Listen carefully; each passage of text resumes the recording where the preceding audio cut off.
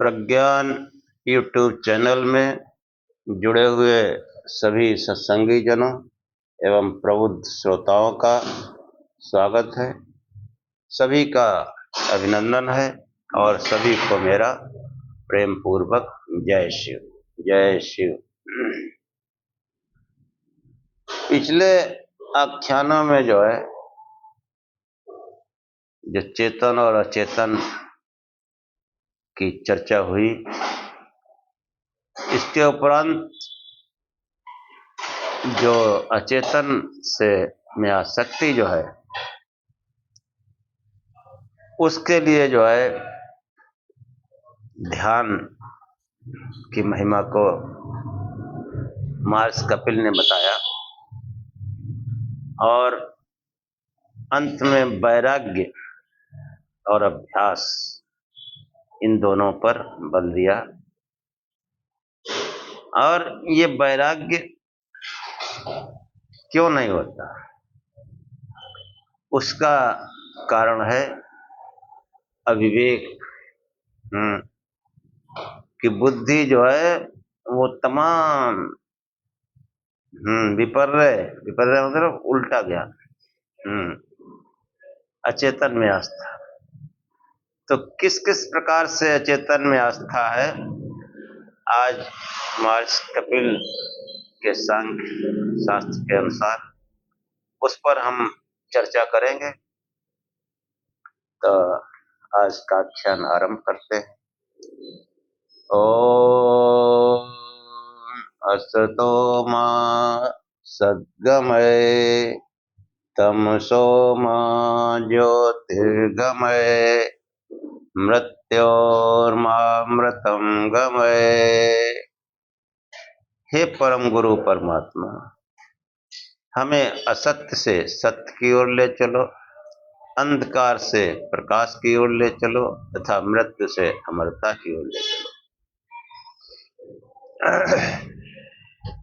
ज्ञान के विपर्य अर्थात अज्ञान या अविवेक से जो है उल्टा ज्ञान, यही विवेक है, उसी से ये बंधन होना बताया जाता है। बुद्धि वृत्तियां जिन भूमियों में विचरण करती हुई अज्ञान को बनाए रखती हैं, जिन भूमियों में उन्हीं भूमियों का भी आगे वर्णन होगा। अब उनका निरूपण किया जाएगा। अध्यात्म मार्ग पर चलने वाले व्यक्ति के सम्मुख जो भावना बाधा रूप में प्रस्तुत होती है, उनको 50 स्थानों में संग्रहित किया गया है, जो विपर्य, असक्ति, तुष्टि और सिद्धि इन 4 वर्गों में विभक्त है। ये 50 अवस्था केवल बुद्धि वृत्ति पर अवलंबित होती हैं, इसलिए इनको बुद्धि सर्ग अथवा प्रत्यय सर्ग कहा जाता है। और उन्हीं का जो है विवेचन आज के इस तरह के विवेचन पहले भी श्वेताश्वतर उपनिषद में जो ब्रह्मचक्र का वर्णन है, वो ब्रह्मचक्र जो है वो सांख्य पर ही आधारित है, कि उसमें भी 50 प्रकार की बुद्धि कही गई। तो उन्हीं का जो है निर्देश करते हुए महर्षि कपिल कहते हैं कि विपर्य भेदा पंच, विपर्य के 5 भेद हैं। कौन से? ये है अविद्या, अस्मिता, राग, द्वेष, अभिनिवेश। इन्हीं को पतंजलि ऋषि ने जो है वृत्तियां कहा, कि जो है अविद्या, अस्मिता, राग, द्वेष, अभिनिवेश, इनका वर्णन योग में भी मिलता है। तो ये जो है इनको विस्तार से जो है महर्षि कपिल ने इसमें बताया है कि ये जो इनके ही जो है दूसरे नाम हैं, अपर नाम अविद्या, अविद्या मतलब तमस, अस्मिता मोह, राग मामोह, द्वेष तामिस, अंधता मिश्र, ये इनके दूसरे शास्त्रीय नाम है।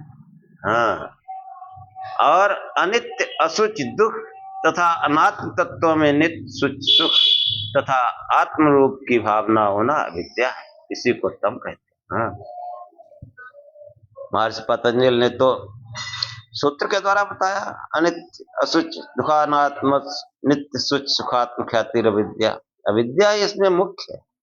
हाँ, अविद्या ही मुख्य है। तो ये जो है नित्य असुच और दुख तथा अनात्म तत्वों में नित्य सुख तथा आत्म रूप की भावना होना, ये विद्या है। हाँ, कि जो अभी अचेतन का जो वर्णन पीछे हो आया है, इसमें चेतन की भावना करना, यही अनात्म। जो आत्मा नहीं है, चेतन तत्व नहीं है, उसमें चेतन की भावना करना, यही विद्या है। और इसी को तम कहते हैं। देह अथवा बुद्धि आदि जो आत्मा के भोग साधन हैं, उनको आत्मा मानना अस्मिता है। भोग साधनों को ही जो है आत्मा मानना, ये अस्मिता है। इसी का अपर नाम मोह है। अनुकूल प्रतीत होने वाले तत्वों में राग भावना तथा प्रतिकूल में द्वेष भावना हो जाती है। इस प्रकार की वृत्ति सदा अध्यात्म मार्ग में बाधक रहती है। इन्हीं का नाम महामोह और तामिश्र, कि वो अनुकूल पदार्थ हो या प्रतिकूल पदार्थ हो, उसका मनन चिंतन करना, ये अविद्या ही तो है। हाँ, ये जो है, इसी का नाम जो है मोह है। इसी का जो है नाम मोह है। ये जो है, हाँ, मोह क्या, महामोह, तामिश्र, अंधकार, इनको जो है,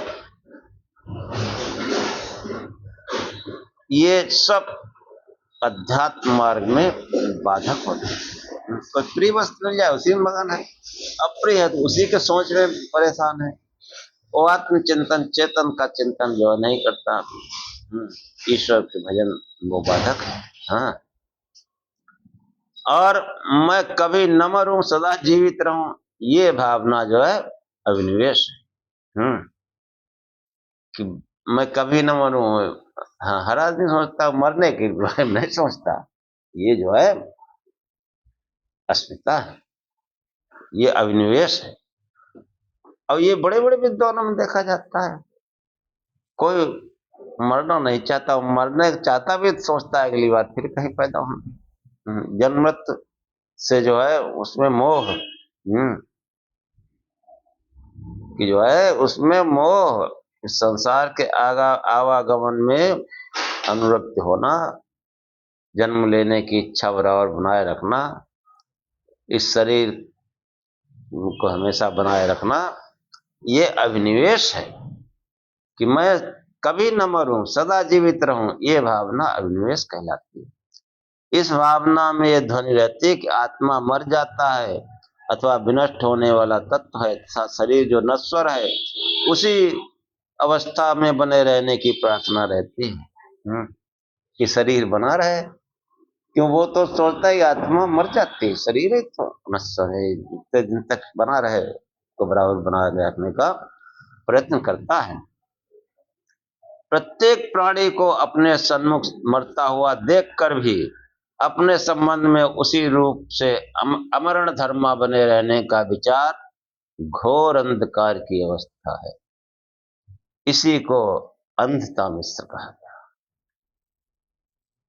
यद्यपि इस प्रकार की बुद्धिगत भावना पृथक पृथक हुआ करती है, परंतु इन सब का मुख्य आधार अविद्या रहती है। हाँ, अविद्या ही जो है मुख्य आधार है। अविद्या जो अनित्य पदार्थ है उसमें नित्य की भावना कर रहे हैं। शरीर तो अनित्य है, इसको बनाए रखना चाहते हैं। और जो आत्मा नित्य है, उसको हम समझते नहीं, उसको तो अनित्य समझते हैं, है भी नहीं कुछ पता नहीं। ये शरीर बना रहे। तो ये नाना प्रकार की जो है अवस्थाएं होती हैं। ये विपर्य जो है कहलाते हैं। कि विपर्य क्या है? अविद्या, अस्मिता, राग, द्वेष, अविनिवेश। अविनय के शास्त्रीय नाम है तम, मोह, महामोह, तामिश्र, अंधतामिश्र। और विपर्य के अनंतर जो है वो अशक्तियां हैं। ये सब जो बाधाएं हैं, कौन कौन सी बाधाएं अध्यात्म मार्ग में आती हैं, उनका वर्णन जो है कपिल मुनि ने अपने खटतंत्र में किया। ये सांख्य दर्शन जो है, ये इस सांख्य दर्शन के नाम से रचना नहीं की थी कपिल ने, वो खटतंत्र और तत्व समास आदि उनकी रचनाएं हैं। उन्हीं से जो है विद्वानों ने ये उन्हीं सूत्रों को ठीक से संयोजित कर दिए, सांख्य शास्त्र, सांख्य सूत्र बना दिए। और बड़ा ज्ञान उन्हीं का है। अब देखो अशक्ति कि अशक्ति अष्टाविस्तर धातु 28 प्रकार की अशक्तियां हैं। 28 प्रकार की। इन्हीं में उलझा रहता है, आत्मा के बारे में नहीं सोचता, चेतन तत्व के बारे में नहीं सोचता। हाँ, कितनी भगवान की माया है, हाँ, उसमें उलझा हुआ है। कि जो है ये जो है 28 प्रकार की शक्ति अति प्रसिद्ध है। आत्मा के भोग आज के साधन 11 इंद्रियां का प्रथम उल्लेख किया गया है। ये देखा जाता है कि किसी इंद्रिय का और कहीं किसी इंद्रिय का विघात हो जाता है। हाँ, विघात हो जाता है, चोट लग गई या किसी प्रकार से उनमें शक्ति उनकी थोड़ा क्षीण हो गई। तो यह इंद्रिय विघात ही अशक्ति है, क्योंकि वहां साधन रूप इंद्रिय शक्ति का अभाव हो जाता है। 11 इंद्रिय हैं, अब जैसे पैर कमजोर हो गया, हाथ कमजोर हो गया, हाँ, कान से कम सुनाई दे रहा है, आंख से कम दिखाई दे रहा है, या आंख में कोई बीमारी आ गई, पैर में कोई बीमारी आ गई, चोट लग गई, हाँ ठीक हो जाएगा, लेकिन लग गई, पड़े हैं, हाय हाय कर रहे हैं। तो ये जो है 11 इंद्रियां हैं। इस प्रकार उनके आधार पर 11 शक्ति है। और आगे जो है 9 तुष्टि और 8 सिद्धियों का आगे वर्णन किया जाएगा। तो ये 11 और 9 17, 11 और 9 20 और 8 28 कि जो है जो 28 अशक्तियां क्या है कि ये 11 इंद्रियों में वो जो है शक्ति का अभाव हो जाए, और ये जो तुष्टि 9 तुष्टि हैं और 8 सिद्धि, इनका अभाव हो जाए। 9 8 17 11 28। तो ये जो है इस प्रकार जो है कि बुद्धि वृत्तियों का विघात अथवा बाधा होने से, बध होने से उत्पन्न 28 प्रकार की शक्ति बताई गई है। अध्यात्म मार्ग में प्रत्येक यात्री के लिए साधनहीनता रूप से ये आत्मज्ञान में बाधक है। ना, अध्यात्म का मार्ग अपाहिजों और अपंगों का नहीं है। बाधाएं हैं कि शरीर में कोई दिक्कत है, फिट शरीर चाहिए अध्यात्म मार्ग के लिए। और ये भी है कि तमाम लूले लपाही बने सन्यासी बैठे, नहीं, ये सन्यासी नहीं, ठग विद्या हो रही। ये भी सोचने वाली बात है। तो अध्यात्म मार्ग के प्रत्येक यात्री के लिए प्रत्येक साधनहीनता रूप से ये आत्मज्ञान में बाधक है। अध्यात्म का मार्ग अपाहिजों और अपंगों का नहीं है, इसलिए इसके लिए पूर्ण स्वस्थ तथा शक्ति संपन्न व्यक्ति अधिकारी समझना चाहिए। और इतिहास में कुछ ऐसे व्यक्तियों के उल्लेख मिलते हैं जो अपंग होते हुए भी आत्मज्ञानी थे। उनकी जन्मांतर संपत्ति का ये परिणाम बताया गया। पूर्व जन्म में वो आध्यात्मिक शक्ति रही, इस जन्म में कुछ गड़बड़ भी हो गया तो आध्यात्मिक शक्ति प्रकट हो जाती है, कहीं कहीं ऐसा देखा जाता है। अब आगे जो तुष्टियां हैं, तुष्टि और सिद्धि, उनके बारे में भी जान लीजिए कि तुष्टि नवधा, तुष्टि कितनी है? 9 प्रकार की तुष्टि है। तुष्टि, तुष्टि मतलब परितोष, संतोष, हाँ, इसी रूप में उसको जाना जाता है तुष्टि। कि परितोष की ऐसी भावना का उद्रेक होना कि अमुक अध्यात्म संबंधी कार्य हो ही गया है अथवा अमुक साधन या रीत से स्वतः हो जाएगा। अरे वो तो हो ही जाएगा, वो तो हम चल ही पड़े हैं। हाँ, अब उसमें जो है वो संतुष्ट है, अब तो हो ही जाएगा। थोड़ा बहुत ध्यान किया और कुछ चमक आ गई, कुछ काम वाम बनने लगे, अरे अब तो आत्मज्ञानी बने घूम रहे हैं। अब धीरे धीरे संसार में ही घुस जाते हैं। तो ये 9 प्रकार की तुष्टि जो है, इनमें कैसा संतोष, कैसा परितोष होता है कि परितोष की ऐसी भावना का उद्रेक होना कि अमुक अध्यात्म संबंधी कार्य हो ही गया है अथवा अमुक साधन या रीत से स्वतः हो जाएगा, मुझे उसमें क्या करना है। आत्मज्ञान का बाधक होता है। अर्धमार्ग में ही संतुष्ट होकर व्यक्ति आगे परिश्रम करने में उपेक्षा करता है।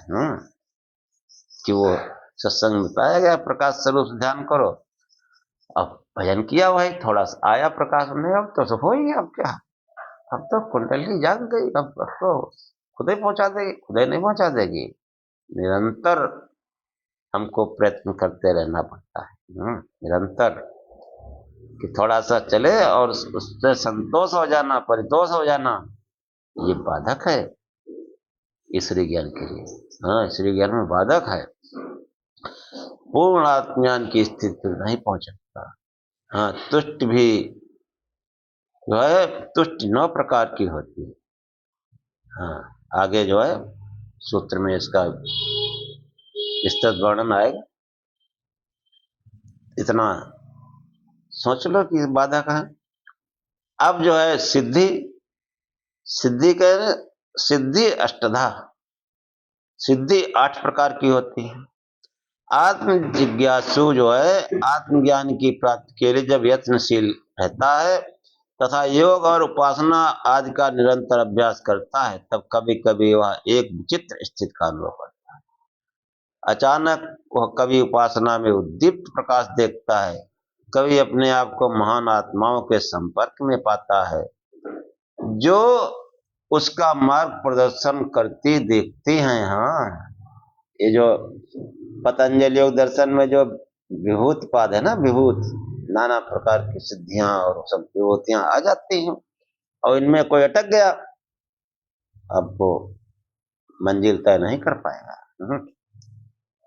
कि मालूम पड़ा कोई महान आत्मा है, उनके भी साक्षात्कार होते हैं, भजन करो, अब क्या, अब तो सब हो ही गया। और कहीं एकदम जबरदस्त कोई प्रकाश आ गया, अरे प्रकाश स्वरूप बताया गया, अब तो सब दिख ही रहा है। तो ये अचानक इतने जो है हृदय उल्लास का जो है मनुष्य अनुभव करने लगता है, क्योंकि उसने तो वास्तविक आनंद तो देखा नहीं, थोड़ा सा प्रकाश आया या जैसे कोई मुक्त आत्मा से भेंट हो जाती। और पाखंडी लोग नाना प्रकार से बताते हैं कि देखो आज वो सपने में हमारे गुरु जी आए थे और ये ऐसे ऐसे लोग फालतू बातें करते हैं, फिर वेद से उसको सिद्ध करते हैं। उसके बाद में बस दक्षिणा चाहिए, मतलब आसक्ति पूरी तरह से अचेतन पदार्थों, सांसारिक पदार्थों। अब बात करेंगे मुक्त आत्माओं से भेंट। हम्म? और ये कपिल मुनि कहते हैं कि जो है भजन ध्यान से अगर किसी से वैसा घटित हो, हाँ तमाम विभूतियां आती हैं, तो वो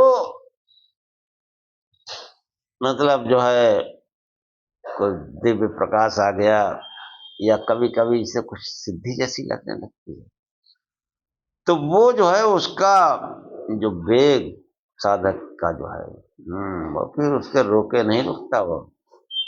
और कभी गंभीर अवस्थाओं का समाधान अनायास कर लेता है। ऐसा भी होता है कि कोई गंभीर समस्या है, उसने अनायास समाधान कर लिया, अरे अब तो सिद्धि हो गए। ये सब चीजें होती हैं। कभी अनेक प्रकार के सुमधुर ध्वनियों को सुनता है, हाँ ध्वनि अनादनाद में ध्वनि आती है, लेकिन नहीं, आगे बढ़ते रहना, धुन में मस्त है, अनादनाद सुनाई दे रहा है। तो ये जो है ये तमाम प्रकार की सिद्धियां हैं। हाँ, और इन अवस्थाओं को सिद्धि समझकर इन्हीं में अटक जाता है, आत्मज्ञान का लक्ष्य दूर पड़ा रह जाता है। इस प्रकार की सिद्धि आत्मज्ञान में बाधक कही गई है। इस बात को जो है योग में भी बताया गया। पर अधिकतर इनसे प्रोत्साहित होकर जिज्ञास तीव्र प्रयत्न करके अपने अंतिम लक्ष्य को प्राप्त कर लेते हैं। ये जो सिद्धियां जो दिखाई पड़ती हैं, जो विभूतियां प्रकट होती हैं साधक के अंदर, उनसे वो और हाँ उस परमात्मा में और उसका समर्पण हो जाता है। वाह भगवान की खूब दया है, बढ़ो आगे, भगवान बुला रहा है, और कस के प्रयत्न करते हैं। और कुछ लोग अटक जाते हैं इन्हीं में कि मैंने ये कर दिया, मैंने वो कर दिया, मैं पानी कर लेता हूँ, हाँ कांटा नहीं मुझ में गड़ता है। अब यही सब बखान करो, वो जो आध्यात्मिक लक्ष्य था वो दूर, हाँ अंदर बड़ी मधुर धुनें सुनाई देती है। कोई मुक्त आत्मा आके जो है हाँ निर्देश करती है, प्रवचन प्रवचन, हाँ प्रवचन ही कह दो, हाँ मुक्त आत्मा। ये ऋषियों की बातें हैं भाई, इनको आप नकार नहीं सकते। लेकिन पाखंडी जो है इसका सहारा लेकर के दुनिया भ्रम बनाते हैं, और जो ध्यान करते ही नहीं, जो इधर उधर लगे हैं, अचेतन में ही जुटे हैं, वो इस बात को क्या समझे। ध्यान करो और पहले अचेतन और चेतन के भेद को समझो कि चेतन क्या है, नियो ब्रह्म क्या है, और जगत क्या है। तो महातत्व से लेकर पंच महाभूत तक सब अचेतन है। जो भी शरीरधारी है, जिसका जन्म हुआ, मृत्यु हुआ, जवानी, बचपना, बुढ़ापा है, वो सब अचेतन है। वो हमारे स्तुति योग्य नहीं है, ऐसे सीधे सीधे समझो।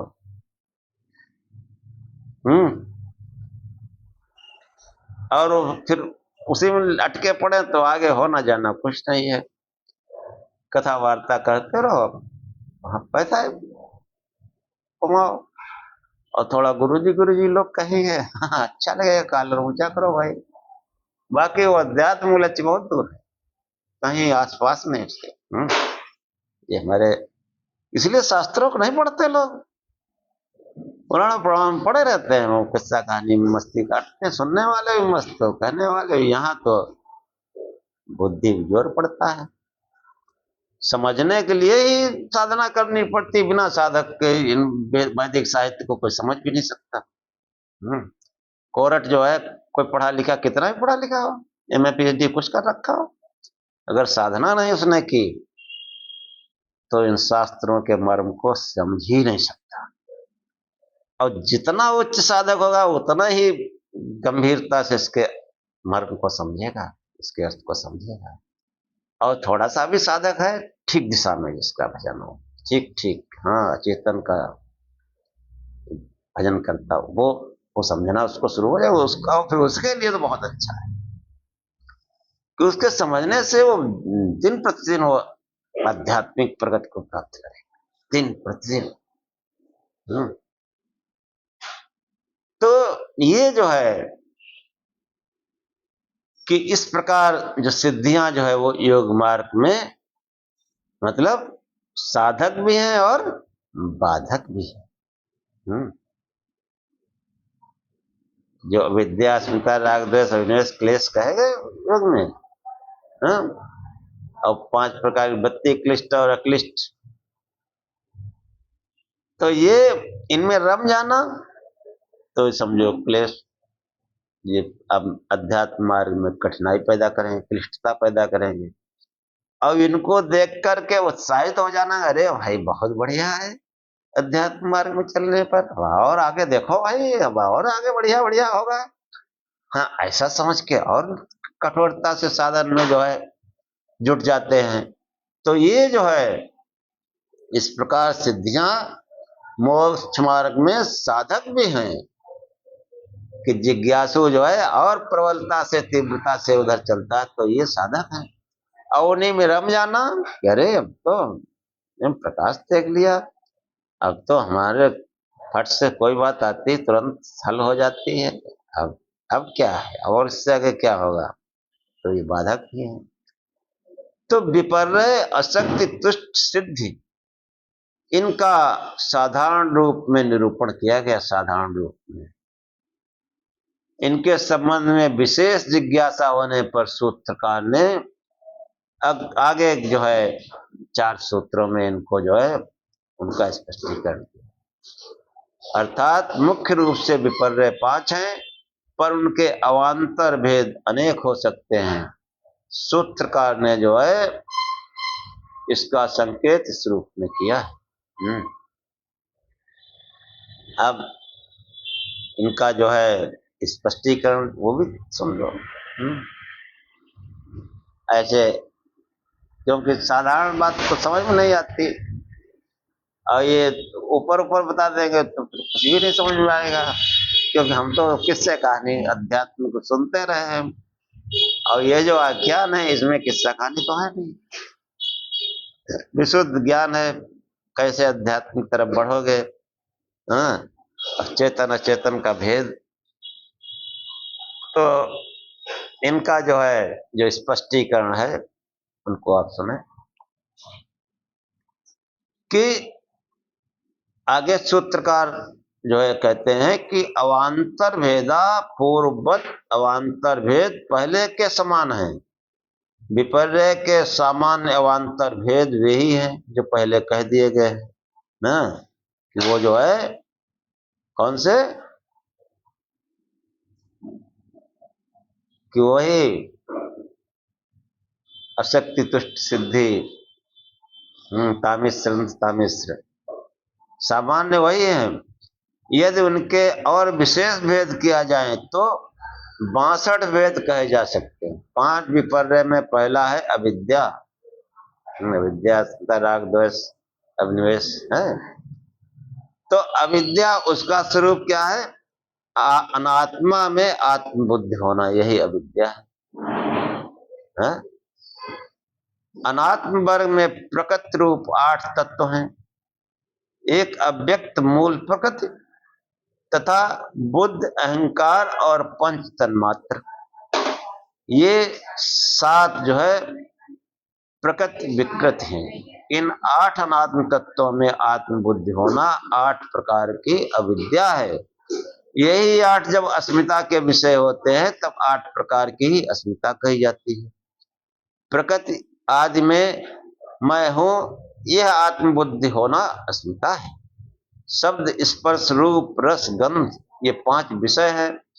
दिव्य और अदिव्य भेद से यही जो है 10 हो जाते हैं। दिव्य और अदिव्य, जब आत्मा की तरफ चिंतन चलता है तो दिव्य हो जाते हैं, और जो सांसारिक तो ये अदिव्य हो जाता है। इनका तेज जो है वो नष्ट होने लगता है, सीधे से समझो। और आत्मज्ञान की तरफ चलते हैं तो तेजस्वी हो जाते हैं, दिव्य हो जाते हैं। तो ये जो है जो शब्द आदि देवों को ग्रहित होते हैं, वे दिव्य तथा जो मानव को ग्रहित होते हैं वे अदिव्य। अभिलाषा पूर्वक इनको प्राप्त करने की अनुकूल भावना जो है उसका होना राग है। इनको प्राप्त करने की इन जो है विषयों को यही राग है। उसके आधारभूत इन 10 विषयों के कारण राग 10 प्रकार का होगा। अविद्या और अस्मिता के आधार 8 हैं तथा राग के 10।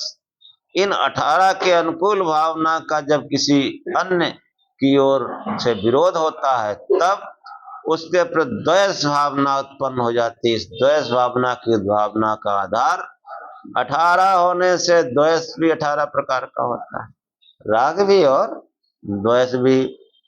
जो है जब इनको प्राप्त होने में राग और इनका विरोध होने में द्वेष। ये 18 आधार अभिनिवेश के हैं। ये इनका आधार क्या है? अभिनिवेश। वो जीवन के प्रति ममता, ये कहो इस जीवन के प्रति जो ममत्व है यही अभिनिवेश है। जब हमारी अनुकूल भावनाओं के साधन अन्य के विरोध से नष्ट होते हैं तब उसके नाश में अपने नाश हो जाने की भावना जागृत हो जाती है। हाय मैं मरा जा रहा हूँ क्या होगा, न मरूं तो यही अच्छा है। ये जो है इस प्रकार की वृत्ति जो है अभिनिवेश कहलाती है। मरा जा रहा हूँ, क्यों? आत्मज्ञान तो है नहीं, मरेगा क्या? शरीर तो मरेगा। और जो आत्मज्ञानी है वो ऐसा नहीं कह सकते।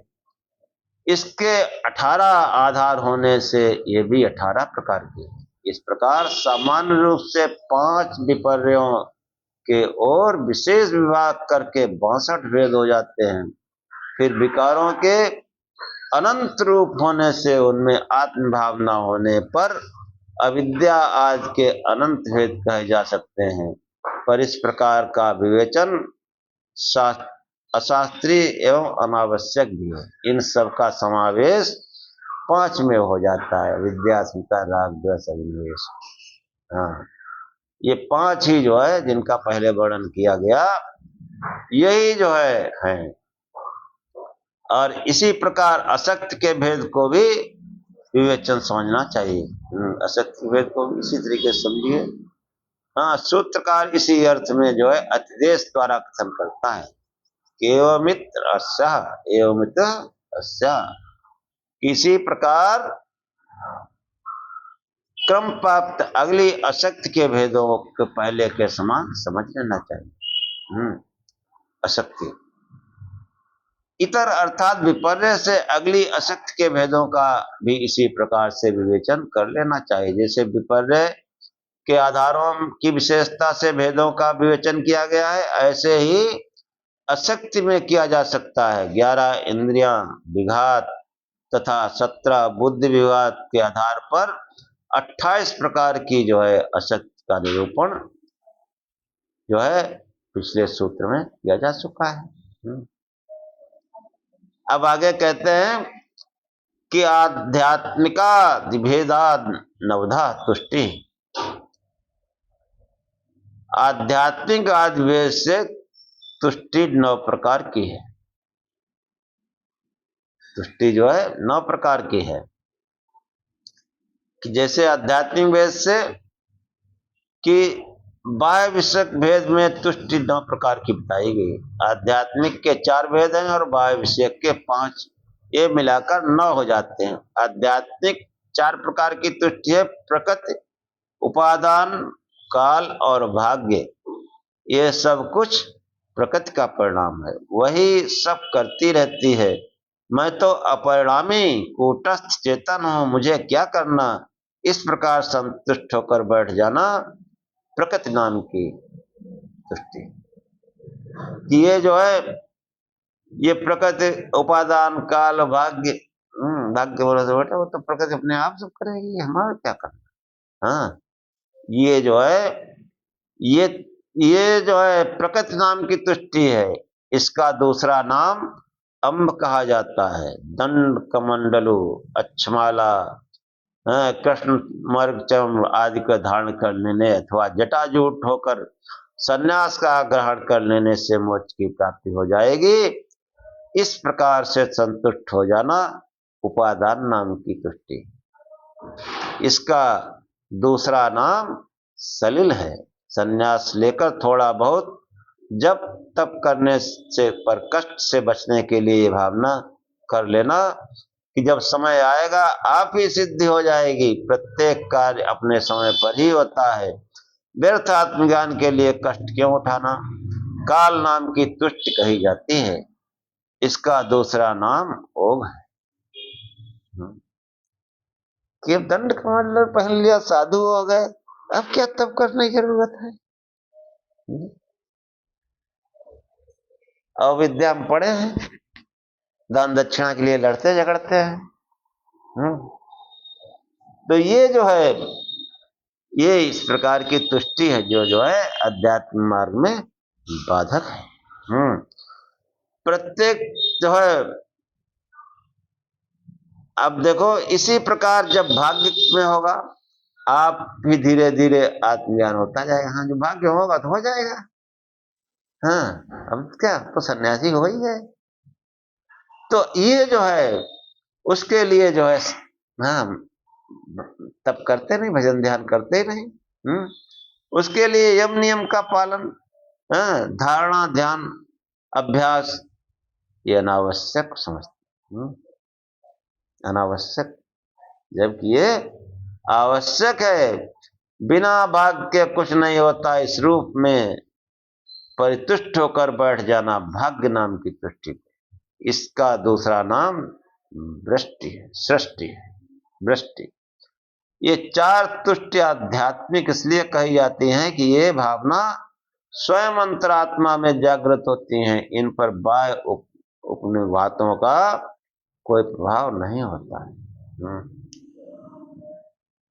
बड़ा विघ्न बाधाएं हैं, तमाम तरह से लोगों को भटकाती रास्ते में। बताओ जय जयकार हो रही, हमारे इतने लाख चेला हैं, हमको ज्ञान सिखाने चले होंगे चला।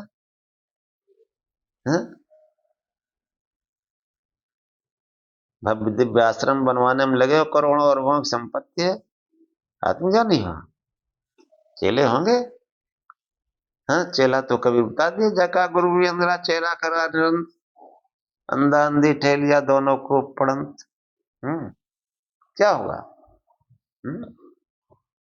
तो ये जो है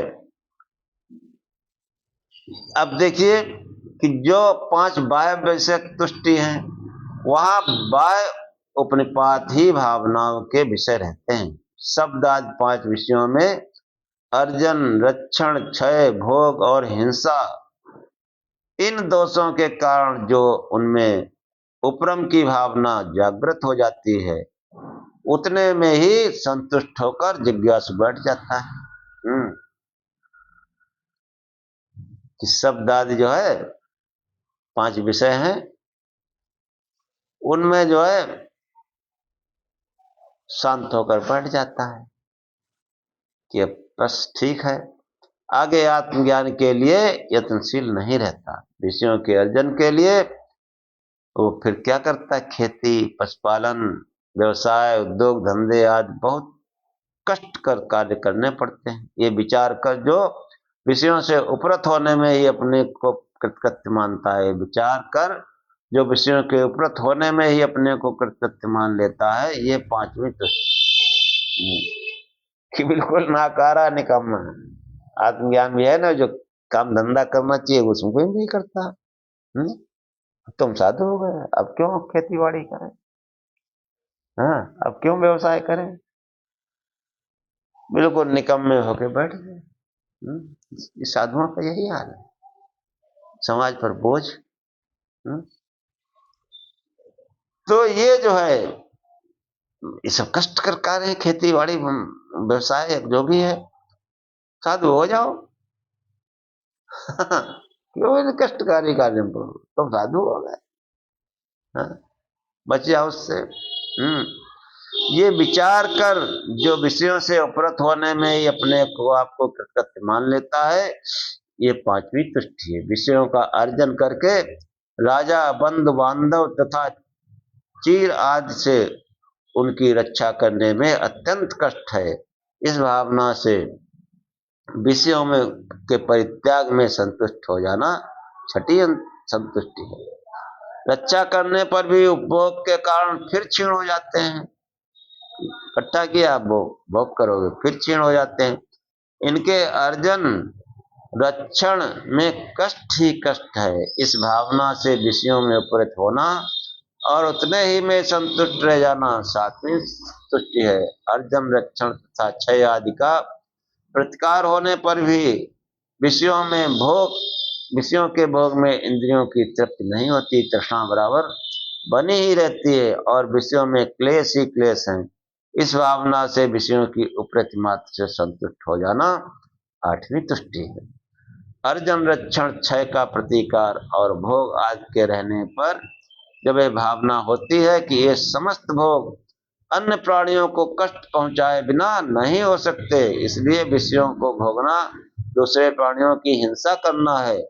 इस भावना से विषयों से उपराम हो जाना